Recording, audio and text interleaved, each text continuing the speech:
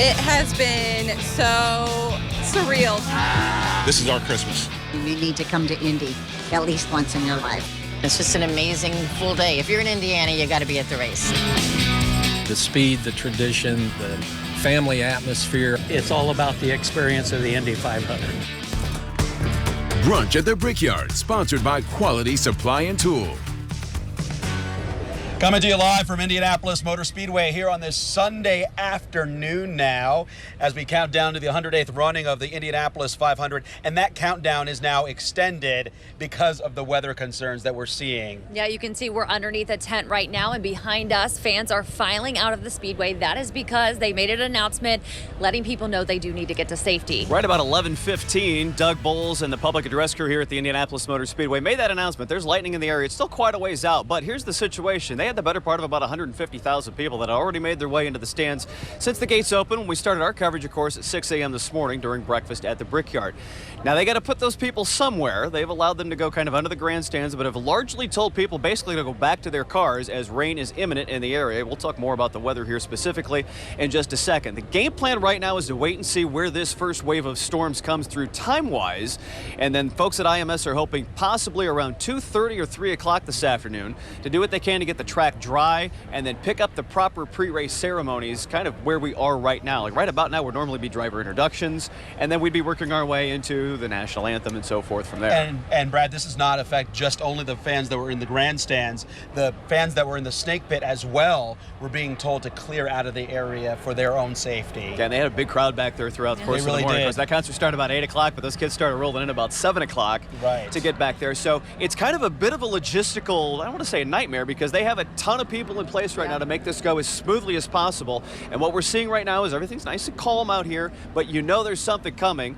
Todd has a little more on kind of the timing of everything and where we are and what is in store for the next part of the afternoon. Hi, Todd. Yeah, good morning, everybody out there at the track. And obviously the decision's been made, as Brad told you there, and we're already starting to see some showers approach the metro area and also the Indianapolis Motor Speedway. Now, some of the stronger storms are still off to our west here, but you can see the wall of rainfall that's going to be heading in our way. And a particular concern is obviously the lighting. And as they've mentioned, Brad and Mark and Nicole there, when you have 125,000 people, it takes a while to get people out. And so they're very proactive, as they should be with this coming in. So this is the cell that we're really kind of watching for IMS. It just went through Bloomfield. It's pushing into Bloomington right now. And this does have a history of producing about 40 to 50 mile per hour winds. And you can see there's quite a bit of lightning along this line of storms as well. There's some additional storms northwest of the track.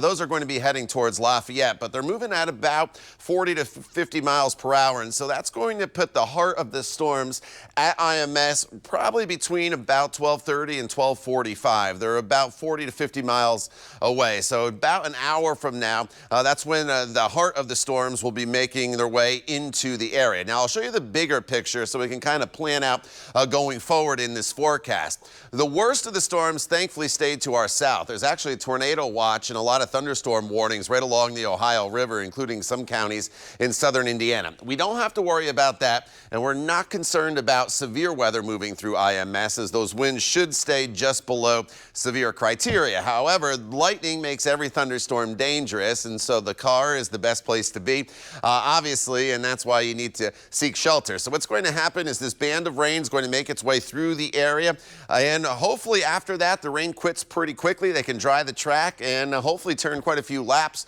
as we should have a pretty good dry window of weather here going into the afternoon hours. But as it is with racing, right, it's all about timing here as we go forward throughout the afternoon hours. All right, Todd, thank you. Hoping for some dry time because we want to get this race in today. Yeah, and there's a couple timing things to consider here. As far as the lightning goes, they're not going to let anybody back into the track until 30 minutes after the last lightning strike. So it's not unlike when we see high school football on Friday nights, for example, when they clear a stadium, you have to wait for that. So that's the first delay. The second is the track drying. It takes the better part of about 80 or 90 minutes from the time it stops raining to get the trucks out there to dry the track. They've actually brought in the big NASCAR airtight and jet dryers in here to expedite that process. Didn't Doug Bowles say it was like 77 minutes. The Right, quickest the that they've fastest been they've able. done. Yeah, so they can really speed that up. It used to be a 3-hour process. So we say speed. It's still a lot of time when we're waiting here. And then as far as the race goes, they need a window of about an hour and 45 minutes to run that 101, that halfway plus one that makes it an official race. And if they could kind of find that somewhere in the span of 4 or 5 o'clock, we got plenty of daylight till the end of the day. But Doug Bowles had a little bit of information for us here about an hour ago, our latest update here at the Speedway. We have to pretty much stop everything on track, or as a fan, you're going to want to sit there and watch that. So the moment we decide that it's time to make sure our fans are safe, we're going to have to stop everything on track in terms of the entertainment. Where we will be, obviously, when we get ready for the 500, there will be some elements that are super critical to pre-race. Pre-race is my favorite time of the year. The 90 seconds of Back Home Again in Indiana is absolutely my favorite time of the year. So what we will do is we will begin to look at when do we think we'll go green, and we'll back time that so fans won't miss those important military elements, national anthem, Back Home Again in Indiana, the flyover, assuming the weather works. So we will absolutely make sure that's part of the pre-race as we lead up to the actual start of the race. And they're trying their best to kind of normalize this when we finally get to it. I can tell you that the cars were still in the garages. The teams really hadn't got kind of into their pre-race mode yet. So they knew this was coming. The preparation has been here. They got a foot out ahead of it seems, with getting folks out of the stands here at 11:15. So now it's just kind of that waiting game at what the timing is going to be when the weather comes through, and we can kind of all have that full reset and hopefully pick it up this afternoon with our particularly kind of what we consider a normal race day function. What does the wind play a role in this? You know, the wind is one of those factors we see during practice here, because even when they get to the race, they can run this race, and it's a little dicey for those guys at 20, 25 miles an hour, but that'll be a concern when they kind of get back to it. We would hope that the weather has kind of leveled off a little bit, that it's not too severe. They can wait, certainly, just no different than with the rain delay. They could wait for a wind delay for this. But I feel like once we kind of get a break in the action there, if they find that 2 or 3 hour window where they can get everything out there and do that, they'll make a go at it, and they want to try and finish this up here on Sunday. Well, I tell you what, we've been here all morning, and if you just looked at the fans, you would never know that there was a weather issue because they showed up in full force for the race today. Yeah, they did, and a lot of them are filing out now. As mentioned, you can see them right behind us. This is Gate 1, 16th and Georgetown. They're probably making their way to some restaurants and places in Speedway nearby if they're not going to their car. Our Nico Panisi has been in the town of Speedway. Let's catch up with him now. One sheet. Hey, Nicole, you're exactly right. Folks are leaving the grandstands and they're coming right here into the town of Speedway. You can see that mass exodus from IMS into the town of Speedway. You know where we are? We're in an alley at a garage where there's a party happening, and we're joined by the Rush family. They're super cool and have been gracious because we've been hanging out here for about an hour. And Joe, you're going to show us a bit of a tradition. It's called the initiation, and they're going to show us what that is. Yes, for for people over 21. You are to get the bat, you hold your hose, pour the beer in, and after the beer goes in, he is to put it up to his mouth, and we count how many seconds it takes for him to drink all that. All right, so we're going to do that right now, yeah? Ready? Go for it. Go. 1, 2, 3, 4, 5, 6, 7, 8, 9, 10. Now, awesome. Now he's got, don't stop. Now you got to do 10 spins. 1, 2, 3, 4, 5, 6, 7, 8, 9, 10. Now he comes up and he has to hit the can. Oh, wow. Awesome. Well, thank you very much, Rush family, for showing us the initiation. It's the tradition that they do every year here. And Joe, you were telling me your favorite part about the race is you have people coming from all over the world right here into Speedway. You said people from Japan, people from Belgium. Why is that? Why do you open your home up to all these people? Well, I don't have a choice. No, it's just to meet people. We have a good time. We party. Nobody leaves unhappy. And that's what we try to do, make everybody comes in this town happy. Because it's the greatest spectacle in racing. Well, thank you very much, Joe, for letting us hang out with you. WRTV has been having a lot of fun here in this alley at your garage. And back over to you guys. Nico, there was a lot going on in that. A lot to dissect. I'm usually stuck in Gasoline Alley during this show. I'm so glad I waited out here. Yeah, it's good stuff. It's good stuff. Now, with fans arriving here at the Motor Speedway today, they're going to notice some updates around the track since Roger Penske took over. Now, new this year, IMS made some enhancements. 12 new video boards are now on the Turn 4 viewing mounds. They also have added grab-and-go food markets in the Pagoda Plaza area, stocked with some track staples, so making it a little easier on fans so they don't have to wait in line and, you know, go through all that process. So you're seeing some video of that here now. Yeah, there are different kind of lines today. Yes, yes. Because of the weather out there. Whatever it takes to expedite the beverage consumption process in there right. is all welcome. They've upgraded the menu on some of the concessions here. I got to give kind of a handoff to Aramark has taken over the concessions here at IMS with Penske Entertainment this year. We got a chance to try some of their stuff at a couple of media functions over the course of the last couple of weeks. So if you're out here at the track, maybe when you come back for the Brickyard this summer, some of these other events, they got some great food out here. Always good food, some of the traditional stuff, but they've made some upgrades out here. Some that stick out? Yeah, some short rib nachos they've had out here. They've had some new barbecue type products, a couple of flatbread pizzas. I interviewed the chef earlier. Yeah, some great wraps and handheld items that have been really good out here. They were like tire wheel pizza, little round things, and then they showed me a huge steak, a 40-ounce steak for the people in the suites. So they're getting a little fancy out there today. Yeah, I can see all those enhancements there. Yeah, and one thing I wanted to find today, you know, you hear so much about the traditions here at the Speedway. I wanted to find somebody who's been at the race for many, many years and is passing it down to his son and maybe even his grandson. I found the perfect guy to talk to. Take a listen. My parents passed it on. My dad went for the first time in 1931 at age 10. I went in 57 at age 10, 86 in age 10, and 2019. 2022 in age 10. So it's 10 years old and we're here. And we're here. And what makes you want to pass this tradition on to your friends and family? It's a magic place and it's a wonderful experience. I try and tell people who've never been here what it's like. It's hard to do. So you just have to come and experience it. But it's a holiday for me. It always has been. Race day was always bigger than Christmas. I love that. He said race day is always bigger than Christmas. I like that race day with a capital R and a capital D on the calendar in these parts because it's such the thing. We wake up and say happy race day on this Sunday for sure. And as you go around and you speak to so many people, so many different kinds of traditions and family stories that you see out there. So you could really just pull people aside and say, what is your tradition? What is your ritual with this day? Yeah, and one of the traditions every race morning is the Gordon Pipers. They make their way through Pagoda Plaza. We all got a chance to see that, and our Caitlin Kendall brings that to us now.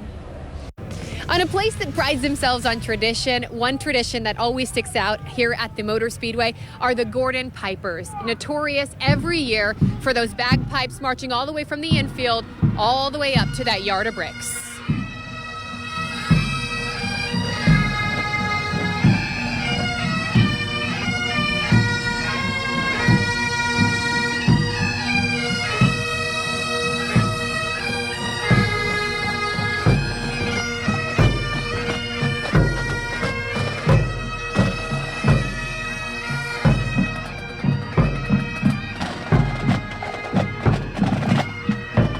Now, this fan said she's been coming for 27 years and she always watches them. Why do you like to hear them so much? I love the bagpipes and I think that they're beautiful.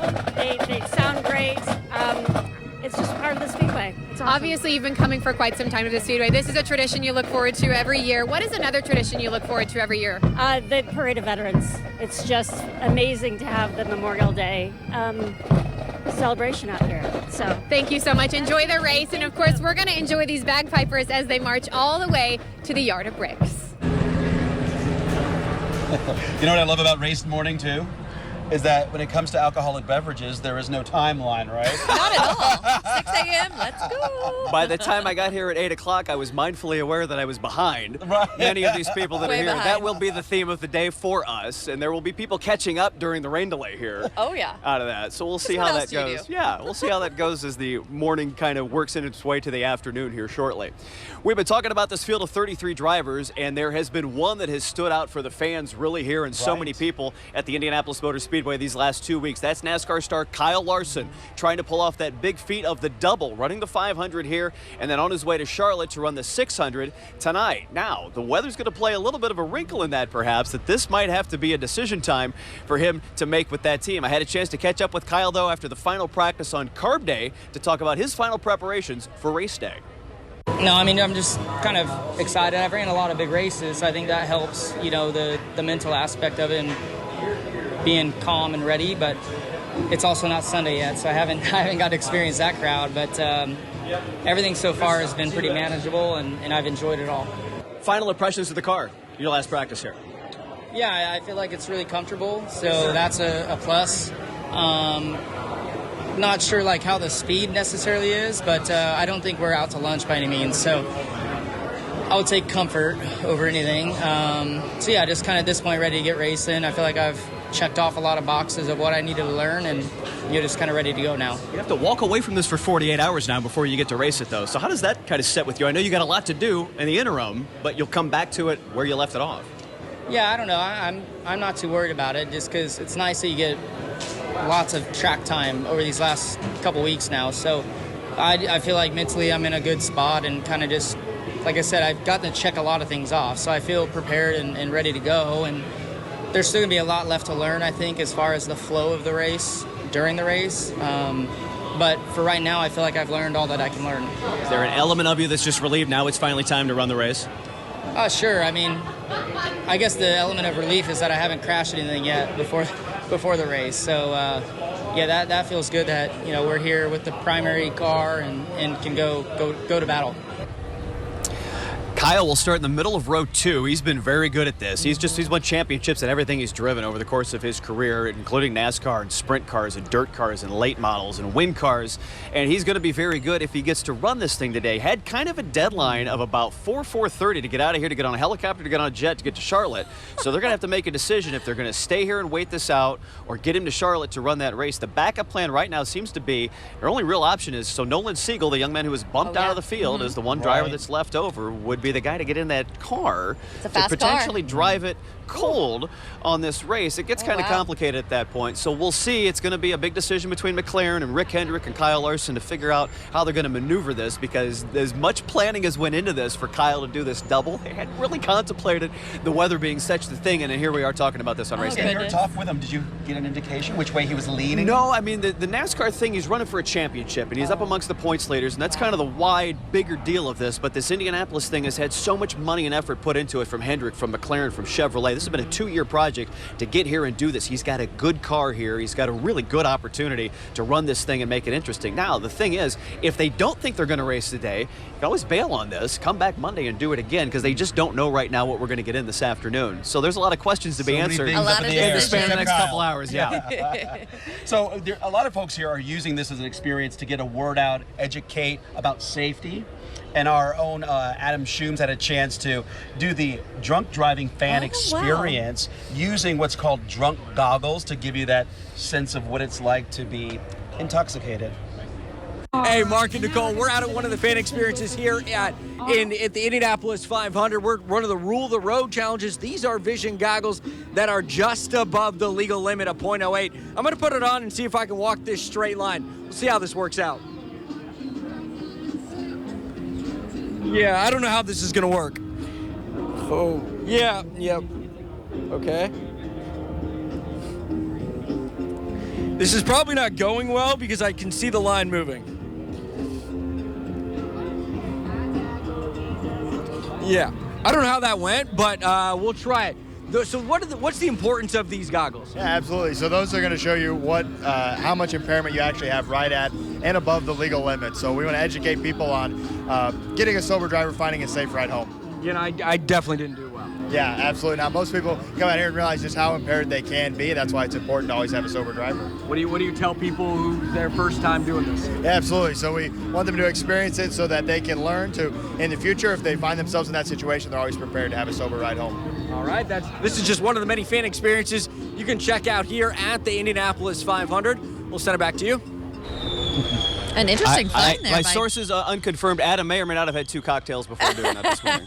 We'll double check that. At least when he put the glasses on right there. Can I tell you, the locals are not hindering their party at all. We have fireworks going on in the trailer park behind us back here. So they are going to carry on with their day one way or the other. Evidently, those were scheduled for 11:50, so the pre-race outside the track continues. All right. You can't stop the fans there.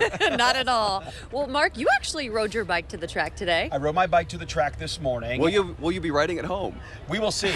Right. I might be getting a ride share Not a good service. plan. Right. I was kidding. But there are so many others. Hundreds rode their bikes here today. In fact, Bike Indianapolis, an organization that really tries to push for safer roads, whether you're a driver or a biker, hosted an event called Bike to the 500. Left the AMP at 16 Tech, arrived here. It's to get people to leave their cars behind and not sit in traffic, and to do so in a safe way. It's a police escorted ride. We had a chance to catch up to some of those cyclists as they arrived here at the IMS. Hundreds of people made the 7:30 ride. This is the 9:30 ride. So how was it? It was a blast. It's the only way to get here. Why is that? Well, because it's easy to get here, and the police were there to escort us in, so we got through all the intersections, no problem. So really great. And what's it like meeting all these new people and riding with them? We love it. We do it every year. We always bike, rain or shine, we're here. All right. Well, we don't know about the rain yet. Hopefully no rain. Fingers crossed. Bike Indianapolis, which helps organize this event, is trying to get more people to be part of this ride every single year. It's called Bike to the 500, and it's a way to surpass and not sit in traffic and get to the track in a fun, easy, green way. And I'll tell you one more perk of the Bike to the 500 event. There's a big corral there full of bikes, and it has security guards that make sure your bike is safe while you're enjoying the race festivities. So another reason to. It's only 1 mile to Applebee's too, according to that number you're showing us. We might take you up on that later. Well, here live outside of Gate 1, it is a little bit dark out here, windy. The storm hasn't moved in just yet here, but our Todd Clossett is in studio with the very latest tracking this storm, Todd. Yeah, you know, everybody may be asking why they move us out so early. We haven't seen a drop of rain. We haven't seen any lightning. It's coming, and when you have that many people, you need to be prepared and get people in the right spots well ahead of time. So good job by IMS to do that. Here's the line of some pretty good storms. Nothing severe here, but there's a lot of lightning, and there have been reports of about 40 to 50 mile per hour winds. So this is the area right now that we'll be watching for IMS, Bloomington to Greencastle, and you see all the lightning here and the heavy rain getting ready to move into the Martinsville area. So we're still on track here to be right around 12:30 for when the heaviest of the rain and the lightning arrives at IMS. There's additional storms here to the north from Crawfordsville to Lafayette.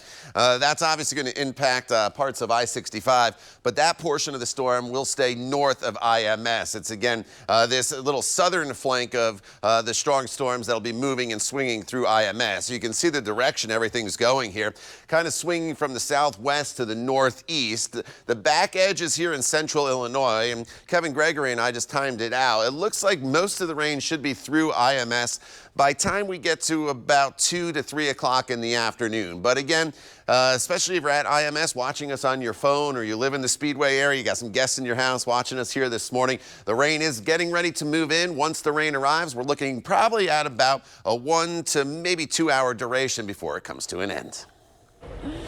All right, Todd, thank you so much. Well, we know that a lot of people are making their way outside of the Motor Speedway now as they've asked fans to evacuate the grandstands. Well, our Nico Panisi is in the town of Speedway. Nico, you're inside of a restaurant now. Is it getting busy inside there? We are, though. BFF app. We just got an extra. Oh, it is so busy here. People are making their way. They're hungry, they want to drink, and they've been out in the stands for a while, and they're ready for some reprieve. So right now I'm in barbecue and bourbon, and I'm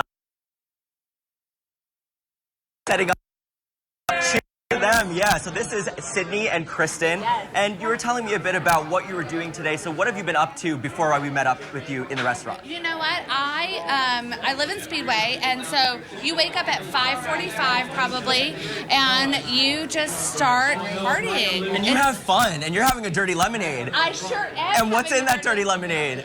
I don't know, but don't ask questions, okay? And you were telling me that this is your 7-year-old's first Indy 500. Talk to me about how he was excited about it. We were doing a family bucket list, and he said he wanted to go to the Indy 500, but not if there's going to be a lot of people there. So I kind of left that part out. Yeah, there are quite a few people in the town of Speedway today. Just a few. Our closest friends are joining us. Cool. Yeah. So he's back at the house. We're going to head back there in a moment to ride out this storm, and I can't wait for him to hear that first rev of the engine. Oh, we're all very excited for it. Well, it's getting quite busy in here, yes? You can see, Joe, if you want to come look at the people are lining up. I mean, it's pretty busy here, and even the streets of Speedway are moving, walking through the streets right now. So we'll head on back to you guys. All right, as they leave here for a little bit, they're going there. Why are we here and not there? I know. Let's go, y'all. Barbecue and Bourbon on Main Street, though, great restaurant. One of the great restaurants. There's 5 or 6 great restaurants downtown. Really good. A couple coffee shops right there. They're doing just Big some Woods great business down there. place, Big Woods is here, the taco place and the pub. You could go on and on. One to next. Dawson's, of course, is the classic on the corner right there. It's just great to see the town do the. Speedway does what Speedway does on race day here, but it's nice to see that some folks are kind of heading back there and finding a good way to have this respite on the in-between and dirty lemonade all around. Hey, dirty lemonade. They got excited about that, didn't they? I love it. Earlier today we got a chance to see the pace car, which is still waiting for its chance fancy. to get out there. Ken Griffey Jr. is going to be the one driving the pace car to set the pace for it.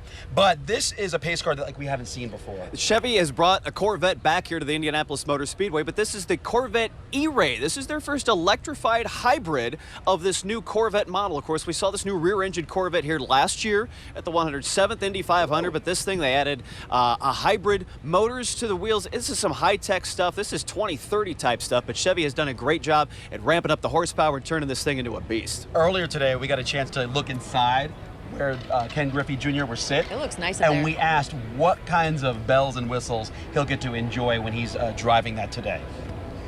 This is the first all-wheel drive Corvette we've ever built. So it's got 495 horsepower in the back with a gas engine, and the front wheels are powered by a 160 horsepower electric motor. So first time electrified, first time all-wheel drive. This is a driver's car, so the seats are going to envelop his body and keep him planted in the car.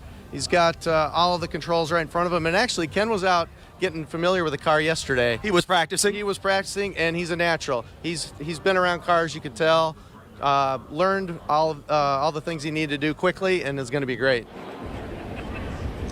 So there you go. The seats will envelop his body, keep him in place. He might not want to get out of that car anyway. He might go home with one of those. Yeah. I don't know. Griffey Jr. later, we'll hear from Ken. He was out here for his pace car training with Sarah Fisher, who's the official pace car driver of the IndyCar Series, and we'll hear from Griffey Jr. in a little bit. Very cool. I'm looking forward to that. Back to Gasoline Alley, we have a trio of drivers from Ed Carpenter Racing, and you kind of know the names. They got a new one, though, amongst that, but one of the fastest in the field every year. Rinus VeeKay is going to be up front. Ed's back in it again, and their newbie as well, getting an early start to the day. Ed Carpenter Racing with 3 in the field for the 108th Indianapolis 500. Rinus VeeKay, Krista Rasmussen, Ed Carpenter here himself. We'll start with Rinus after kind of a wild qualifying weekend for you. How you feeling here? The race day comes again at Indianapolis for you. I'm feeling good. I mean, I've got plenty of nerves last weekend with qualifying, but yeah, this is an interesting one. First time that weather has been a thing for me at the 500, so yeah, I'm very comfortable. I'm ready for the race, and I'm gonna stay ready until we find a window where we can go out. Very nice, Christian. As you've kind of dove into this fully for the first time, what has been kind of the most eye-opening part of the experience? I think how intense qualifying day was. It's a lot when you turn up the boost and you're just about to go out and you have to commit to staying flat for 4 laps. That's pretty intense, but everything else has been kind of what I've expected it to be. It's been good at Carpenter Racing, and both Ed and Rinus has been great at teaching me all the small little details of racing around here. So also been great at getting my comfort level and my just overall ability in racing around here has been also improved over the time. And before I ask you about yours, let me ask you about his. When you see kind of a first timer, because you've had it with another one here, when you see these guys get it, and they seem to get it pretty quickly, what's the reward for you? I mean, it's gratifying. Obviously, you want great race drivers on your team, but you definitely want drivers that enjoy and are strong at Indianapolis. This is the most important race on the calendar each and every year. So I feel really lucky that we have Rinus and now Christian, who and both, Renus took quickly to this track and Christian has too. So excited about our chances today with 3 strong cars. Did the cannon wake you up this morning? Did you have the full 6 a.m. experience? Yes, definitely. What was that? It was something. I knew it was coming, so it was kind of anticipated. So but you were awake. I was awake, yeah. But I couldn't fall back asleep, which I was hoping that I could. But The morning here still, you get the 6 a.m. wake up. Are you up at that point, or do you let the thing wake you up? I got woken up pretty abruptly, but this is the first time I got back to sleep actually for half an hour, so it's pretty nice. Okay, the nap might pay off. Extra nap for you? Did you get a nap? Not yet. No. Oh, not yet. I like that. Maybe you just go. I fell back asleep for a second. Not too long. It's hard. It's hard once your brain turns on, especially on race day. So, you feel the place even in the motorhome waking up. Music, golf carts buzzing, people talking. So, at that point, I just want to shower and get into the garage area. I'm more comfortable and calm in here than sitting in the bus. Good. Get to it, guys. Have a great day. Carpenter, Rasmussen, VK Ed Carpenter Racing with 3 in the field for the 108th Indy 500. Christian Rasmussen is one of the 6 rookies in this field. He'll start 24th on the outside of row 8. Ed starts 17th. That's the middle row 6. And Renus had a wreck. Then he put the car in the top 12 for qualifying, had a great run. He'll start 7th when they kind of get to it.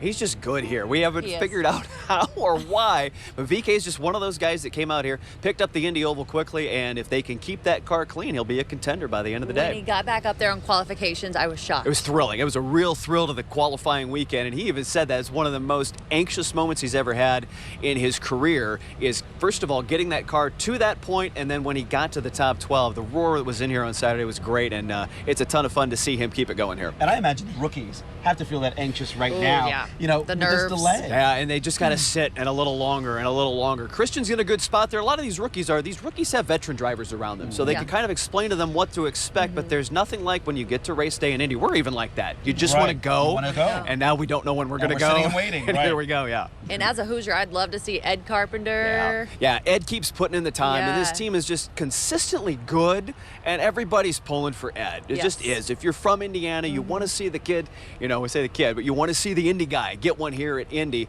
They've worked really hard these last couple of weeks, and don't be surprised if they kind of get into the mix properly here that Ed and Renus and even Christian can have a front runner by the end of the day.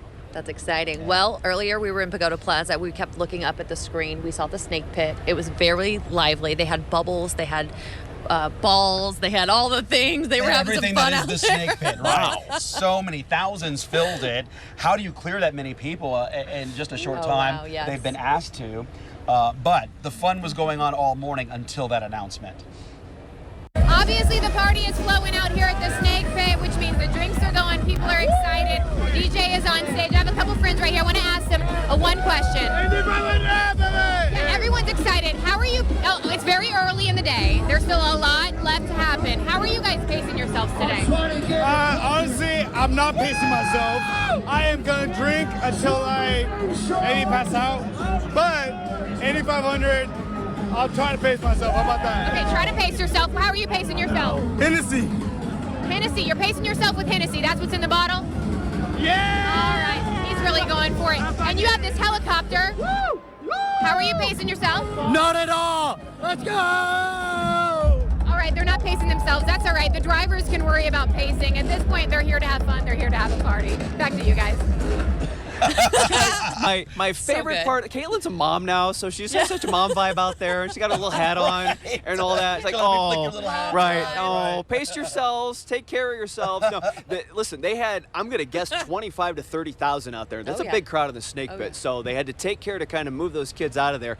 Everything's happening in a very orderly fashion right here now, so we can kind of make fun of all, they've done a really nice job with that. It's a real orderly group when they get to it. They're all here for the party, but they're here for a good time. They take care of each other. Right. In that kind of electronic dance music community. So they've done a nice job of kind of figuring out how to get through this morning. I don't know if the concert picks up, if they do like they do with the race. There's probably still some party to be had. Hopefully they're drinking water at some point. Hopefully. My cousin's out there. You saw they wasted no time. Yeah, they were that in was it. earlier today. Yeah, but nice job for Caitlin diving in there. Yes, exactly. Well, we get out here very early on a race morning, so you need some coffee. Right. Take a look at this. We featured this story earlier this week. McKenna Haase is a 27-year-old pro sprint car racer originally from Ohio. Well, she got her racing career started when she was was just a kid. She was in an accident in 2020 and saw the street sign Stop 11 Road. So she bought a coffee cart a year later, reached out to Doug Bulls, and was invited to be a vendor here at IMS. Her first event was Eclipse Day, and Roger Pinsky recently just helped her spruce up her cart. Take a look at this line. People were lined up trying to get a cup of coffee outside of her stand today. So very cool to see. I'm sure she was excited to have all the support out here at the Motor Speedway. It's definitely a full circle moment because growing up, I always loved business. I always had lemonade stands or kind of would sell whatever I could door to door as a kid. I always had a passion for selling. And so then I went on to become a race car driver, and I actually went to college for finance, but then left to come here to race. And so it's just really cool that all these years later, I can kind of combine my grown-up lemonade stand in a sense with my passion for racing and be at the Indy 500. And even just taking the chance to come here. When I moved here 4 years ago, I didn't really have anything promised. Like, I just kind of jumped in the car and moved away from the only home I'd ever known for 22 years. So it's honestly been a really hard 4 years. The car accident was a huge challenge in my life, and just trying to make it in racing is super tough. And so this is just a really cool full circle moment to have both of my passions collide and to be here at the Indy 500. Turning a tough situation into something positive there. And you know, the other lesson I hear out of that is that sometimes you have to take a risk. You do. And you never know what's going to come out of it. And you see now she's very successful. That long line people are talking about, she's generated a buzz. Yeah. So. McKenna had a good young racing career going. And of course, racers just are kind of fearless by nature and will take chances on that. And it's been neat to see her go for an opportunity like this and turn it into something. She's got a neat spot there in Pagoda Plaza. She's got a cute little trailer, and she makes a mean espresso. Right. You out here last week. That thing is some good coffee, and there's nothing better than when you come out here and you're not on the other drinking end of this thing. You get yourself caffeinated out here. You can really make it through the day. So good on the fans for supporting her out there in Pagoda Plaza. Definitely. Well, we want to check back in with our Nico Panisi. He's all over the place, right? Yeah, in the town of Speedway, just finding out, what's going on there. So let's toss it back out to Nico.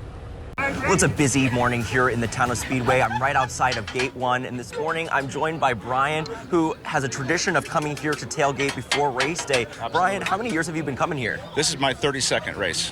That's a long time to be coming to IMS. Yeah. What keeps you coming back year after year? Just tradition. We always have a great time. This is our Christmas, really, today. This is your Christmas? Yeah. And a very important day also for your father, who unfortunately could not be here today. What happened to Dad? Some health issues this year. Unfortunately, he couldn't make it. We're all sad about it, but it's killing him inside. It would have been his 59th straight race. Okay, but he's here in spirit, and he's right there in a cutout. Talk to me about this cutout over here. It's so silly. We figured since he can't be here in person, we decided to get one of these made, and that way he's kind of here.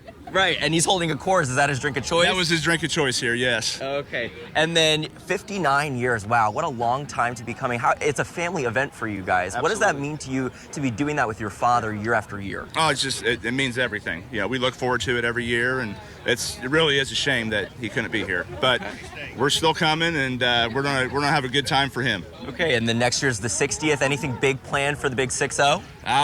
You know what? We can just keep doing the same thing every year, and that's what he would want. All right. Well, thank you very much for joining me, Brian, in Town of Speedway. Nico Panisi, WRTV. Nico, thanks. I got to tell you, each of these 33 drivers had to fill out a questionnaire about what kind of milk they want should they win the race. And what are the milk choices on there? Skim, 2%, 2%, yes. Butter. No, they've listen, butter? we know where the tradition started with buttermilk. It is kind of sad that they don't offer that up. I'm surprised they haven't wandered almond milk or something in here. But this is a big thing, though, for the Indiana dairy farmers and the Dairy Association of Indiana and the families that get a chance to be associated with the milk bottles each and every year. Has become such a great tradition now for going on 90 years here at the track that the milk tradition goes back. There's that word again, tradition. Our Adam Shooms learned a little bit more about it. Mark, Nicole, the Indy 500 traditions keep on rolling. We're here outside the Pagoda Plaza with Alex and Abby, the veteran and the rookie, holding the winner's milk. So what is so important about this milk?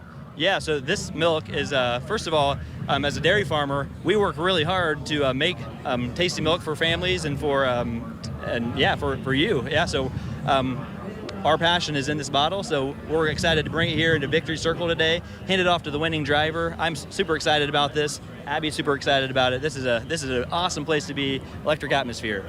As a rookie, Abby, what has this experience been like for you? It has been so surreal to me, like being in all of this. I'm used to cows, so being out here is so nice, and to see all the people and to celebrate the tradition with the milk I'm super pumped for it. And Alex has been giving me some good pointers. Talk to me, Alex, about the winner's milk. What kind of milk are we drinking? Yeah, so they get to choose. So we'll have whole milk, 2% or skim. So the drivers, they choose. There's a poll. So we'll have whoever wins, whatever they chose. We will have it cold and ready as soon as they get up there. You talk about the tradition. How long does it take to make milk like that? How long does it take to make the milk? Yes. Yeah, so you know what? We milk the cows, and it just takes it like within a day. It can be within a bottle at wherever the grocery, and it'll be there ready for people. Talk about what does this mean to do this every single year, giving the winners the milk, especially for you. This is your first time. What does this kind of mean? This means so much. I mean, again, to have milk on this stage, we work so hard as dairy farmers, and to have it on this stage where it's a trophy, one of the coolest trophies in all of sports. You know, that's a big deal for me and for all the efforts of the 700 plus dairy farms in Indiana. Just to represent all of them in this bottle, we're excited about it.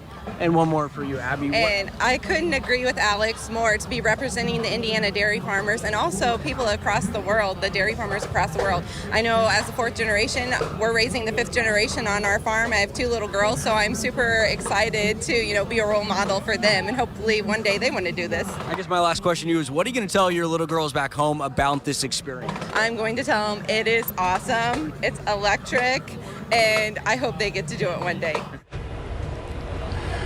They're from Noble County in northeast Indiana, right kind of the next county over from my hometown. So shout out Kendallville and everybody back home. Butler, Indiana, hello. For race day down here. I believe 26 of the 33 drivers picked whole milk on the survey for today. The reason being, it takes the best pictures as they pour it out. Tony Kanaan taught me that back in 2013. You pour and it sticks. It's gross by the end of the afternoon. But those photos. But the photos that come out of those guys when they pour the milk. So that's what you'll have to look forward to when we get to the end here. I'm hearing some thunder. A little bit of rumble right there as the weather is imminent. Getting closer and closer. We're seeing some people still lingering around out here right now. But we've been seeing crowds of people leaving the gates, and some folks near gate 1 are actually huddled under shelter, whatever they can find, to stay out of the rain that is approaching this area. I know my husband is here, my sister is here. I think they made their way back to the car. My dad says he's in turn 2, I believe, underneath the stands over there. So people are just finding a way to get out of the rain when it comes. Yeah, they made the announcement about an hour ago here to clear the Indianapolis Motor Speedway grandstands. You can see the signage up there to take shelter immediately. And really,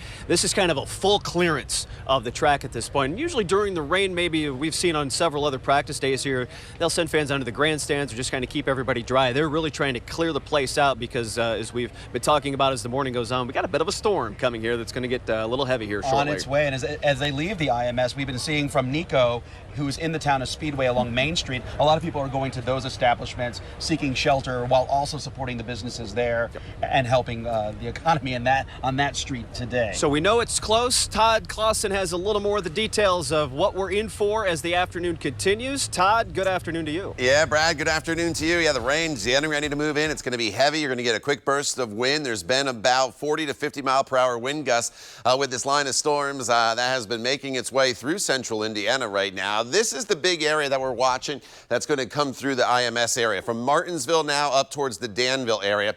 This is going to be moving off towards the northeast at about 40 miles per hour. And so that's going to put the heart of the storm right around the track here at 12:30. And then it's going to go through. But there's some additional heavier storms behind that as well. What you see on radar here to the north, that's going to continue to head up towards Lebanon and through the Lafayette area. That's not what's going to impact the track. It's what's south of the track right now that will be coming through. And you can see how it's kind of swinging up towards the north and to the east. With it, still a good amount of lightning. This first wave is going to go through with, as I mentioned, 30, 40, maybe 50 mile per hour winds. It does have history of producing some power outages in southwestern portions of the state. And then there's another cell right here near Bloomington that's going to follow the first one. So it's a bit of a 1-2 punch. And then you look back off to the west and you see the back edge of this rainfall now approaching Terre Haute. So I think it's probably about an hour to maybe 2 hour window that we actually deal with rain that's falling from the sky as this band of rain moves through. And then it's all about the timing, how quick they can clear the track out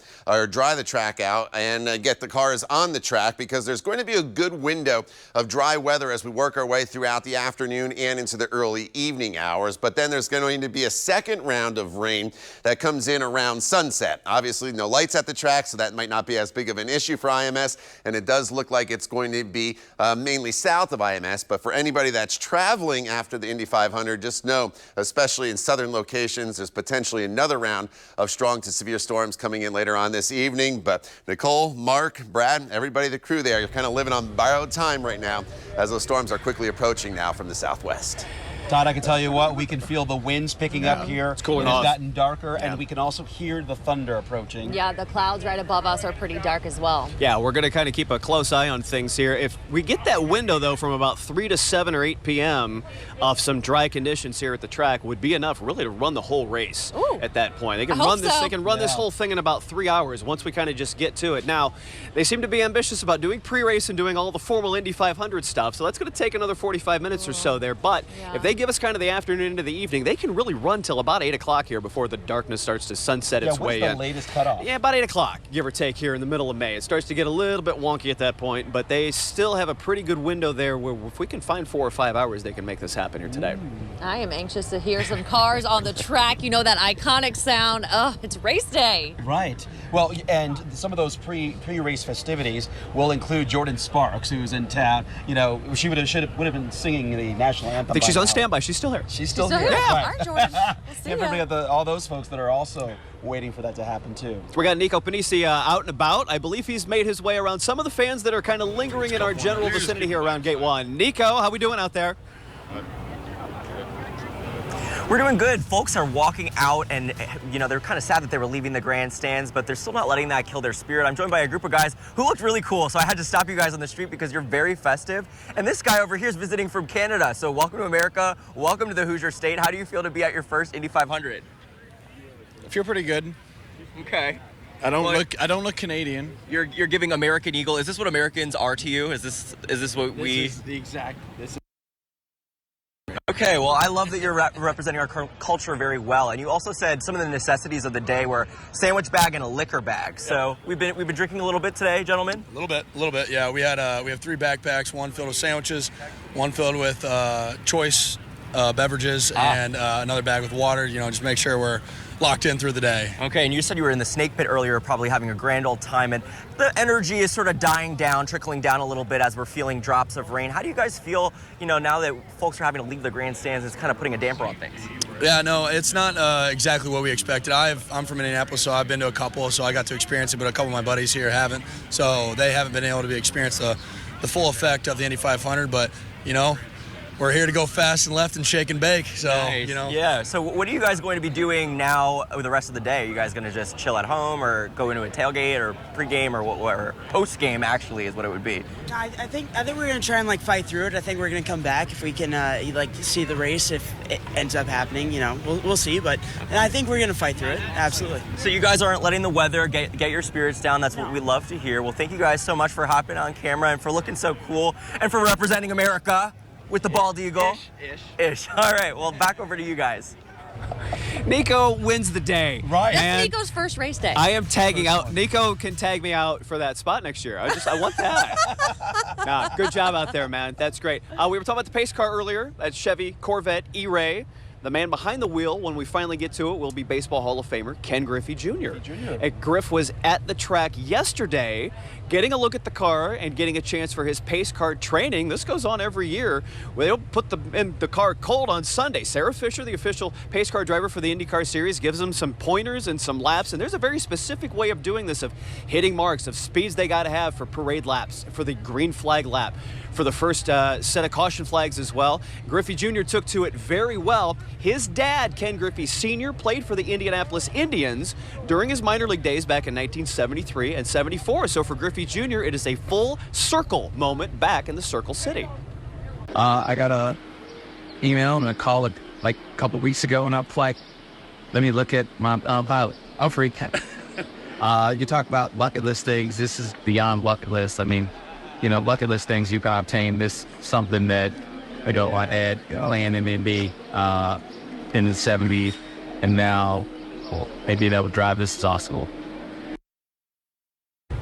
Good stuff, and hopefully sooner rather than later we see him pacing the field to the 108th running of the Indy 500. Listen, it's raining here. The weather has arrived. I believe our time for brunch at the Brickyard here is shortly done. Hey, it was fun, guys. Right, it was a good time. But we're going to send it back to Todd in studio as he wraps up our show here. Todd, what is the very latest? Yeah, wonderful job out there at the track, guys. Yeah, take shelter. The rain's moving in, the lightning's moving in.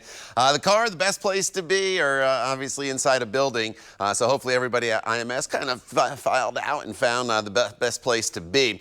Here's radar, and we have two lines of storms, really. This line is the first one that's going to come through IMS, and you see there's a lot of lightning with it, and there's a lot of heavy rainfall, and there's been some really gusty winds as well. 40 to 50 mile per hour winds. That's below severe criteria. You need to get over 62 miles per hour for that. So none of these storms are severe, but obviously lightning makes every thunderstorm dangerous, especially if you're out in an open spot like that or sitting on the grandstands, and that's why IMS obviously did the right thing and got everybody out earlier, because we knew this line of storms was coming. Some real heavy rainfall just north of the track, and you see some lightning strikes near Brownsburg. That's going to head towards Lebanon, so that's not going to impact IMS, but obviously what you see here moving into the Plainfield area, that's what's going to be heading towards IMS and eventually through Marion County as this line of storms progresses kind of off towards the northeast, moving southwest to northeast. The strongest part of the storm with the severe weather is actually right along the Ohio River and down into Kentucky, where there's actually a tornado watch. So thankfully we avoided the severe aspect of things, but again, we have the lightning, we have the rain, so it's going to take a little while to dry the track out. But the good news is the back edge of it is right here now in making its way towards the Terre Haute area. So that's only about 60 to 70 miles of width or distance between IMS and Terre Haute. So this will move through fairly quickly. A little bit of a 1-2 punch, as I mentioned. There's this band of heavier rain. That's the initial one. And then the second one is down near Bloomington. Doesn't have as much in the way of lightning with it, but it does have some heavy rainfall, and that's going to have to work its way through the area. But I'm very optimistic if they can dry that track out pretty quickly, with sunset not being until after 9 o'clock now, that we will be able to turn lots of laps at IMS, hopefully 200 laps, right, and not just the 101. Here's the model. Did a great job with the timing of this rain. This heavier band of rain is going to move through. Here's our window of opportunity throughout the afternoon and into the evening hours that will deal with dry conditions out there. And then there's another round of potentially strong to severe storms later on this evening, and that's why the Storm Prediction Center does have most of the state in the enhanced risk for severe weather. I will say, though, that the models have been trending this next round of severe weather further to the south, and so that's good news for everybody who eventually leaves IMS, especially if you have to travel in that southerly direction. So we may see improvement as we work our way, at least with the severe threat, as we work our way into the evening hours, but it's going to be pretty stormy here for probably about the next hour to hour and a half at IMS. Then the rain will come to an end by 3 o'clock, cloudy throughout the evening hours, and then after, I would say 7, 8 o'clock, maybe a few isolated storms will start to make their way back into the track. Now, it's a little bit cooler where the rain has moved through. Temperatures are in the 60s. Out ahead of that rainfall, temperatures are in the mid-70s. If you're heading back out to the track, you'll probably want to bring at least some long sleeves with you, as it's going to be kind of damp. It's going to be a little bit on the cooler side, as our temperatures are probably not really going to rebound a whole lot more as we work our way throughout the course of the afternoon hours. Here's the enhanced risk for severe weather. Again, we have avoided the severe threat with this first line of storms coming through. This is more for later on this evening, but the Weather Service has been dropping it pretty quickly here off to the west as well, so we'll have to see if that trend continues going forward. As far as the storms go, again this evening, here's the best chance: Bloomington over towards the Greensburg area, and then they're off to our east. Quickly, as we go forward into tomorrow, as we continue this holiday weekend, we're looking at cooler conditions for your Memorial Day here, Rachel, with temperatures right around 71 degrees, partly to mostly cloudy skies, and maybe a spot shower or two. Yeah, that rain has pushed people out of the snake pit for now, but earlier this morning, a lot of fun was happening out there. Our Caitlin Kendall was there, and last year she rolled down the hill. Let's see if she does it again this year and how much fun fans were having. All right, Jared is out here in the snake pit celebrating his bachelor party with his best boys. Jared, you're obviously looking forward to getting married, but why are you here? We're here for the robot noises and the beep boops. Robot noises and beep boops. This group looks like a lot of fun. I did it last year. I have to do it this year. We're gonna roll down the hill. Are you ready? Here we go. All right. Oh, Jared's doing a front roll. Oh my gosh. All right, great job, guys. Obviously, Jared, congratulations. Congratulations on the big day. Who are you hoping wins the race today? Do you care?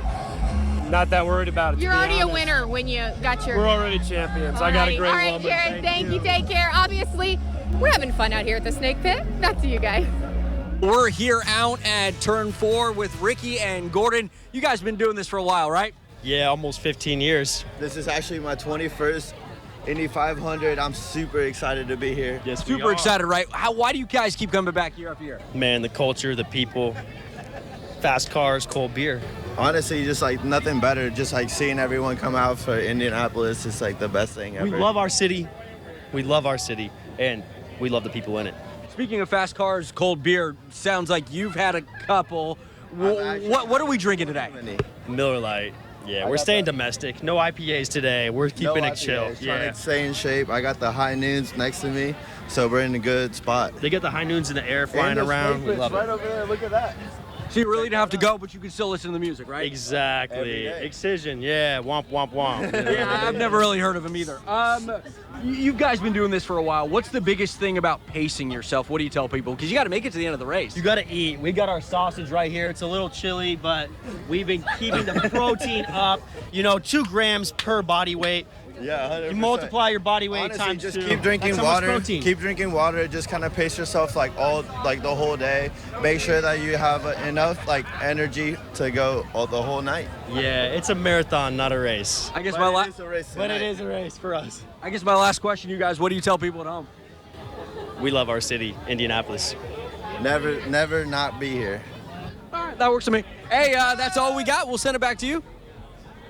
Well, Brad Brown caught up with Graham Rahal on Gasoline Alley. He starts last, but has 3 other teammates in the running. Rahal, Letterman, Lanigan Racing, 4 in the field for the 108th running of the Indianapolis 500. Rahal, Fittipaldi, Sato, Lundgaard. We will talk to them all at once here as we're hoping to be doing some racing sometime around noon today. I will start with Takuma Sato here first. The opportunity to see this team make the steps that they have this May. What's it meant for you and for these guys to be in this position? Oh, it means a lot to the team. We should be really happy with the results so far. It's not the best. We're always wishing to the high because we're such a demanding competitors. But, we're happy. We're building up the great momentum. And, I think in our race car is stronger than the qualification. So let's hope. Let's add a Fittipaldi to us over here. The opportunity to work with these guys once again here in May. What have you seen out of this group, your car, just kind of the collective here of the steps that have been taken? Yeah, first of all, it's amazing, to be part of a team that's won Indy 500s before. Graham has a lot of experience here. He's finished on the podium several times. Takuma is a 2-time winner. Christian as well has run very well. So it's the biggest race on the planet. It's something we've been working for all year, and can't wait to get started. Graham Rahal, a lot to the month, a lot to the week. Is it good to finally be here? Good to finally get to this Sunday? I ask you this every year, but when you're standing here and you're on the verge of it. Yeah, for sure. It's nice to, although I feel like this month's blown by, to be honest. We didn't practice a lot. Taku didn't even get race running until Monday, so it's I think things have gone by in a hurry, but it's good to be here. I hope Mother Nature's kind to us. I know we're going to get some rain, but as I said just a second ago, the biggest thing for me is for the fans. For all of us, when we go race, we'll be ready. The mentality isn't different on an oval. It's you're not racing in the rain. So on a road course, you think about different lines, things. But in the situation today, you just go. But I hope for the fans. I know there's been a lot of buzz, a lot of build-up for this year's 500. Ticket sales have been incredible.